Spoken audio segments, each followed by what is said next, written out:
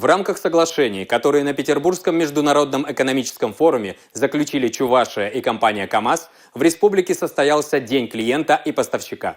Новое направление взаимодействия производителя с регионами – обновление пассажирского транспорта.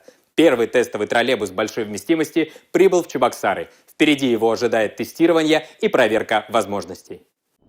На площадке Ледового дворца Чебоксары-Арена в День клиента и поставщика была выставлена продукция КАМАЗа и его предприятий и партнеров. Торжественную часть открыли глава Чувашии Олег Николаев и директор по пассажирскому транспорту ведущего автопроизводителя Самат Сатаров. По улицам Чебоксар поедет троллейбус фирмы КАМАЗ, и у нас будет возможность сравнить его.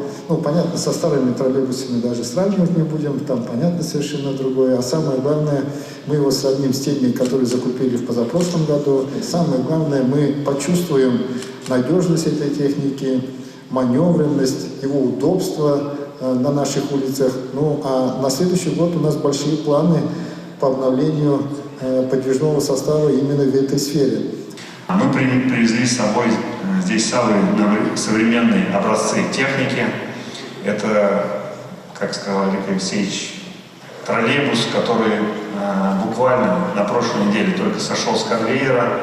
Он получил одобрение типа транспортного средства и, соответственно, готов сейчас к перевозке пассажиров. Чебоксары является первым городом, который будет тестировать и эксплуатировать данную новинку.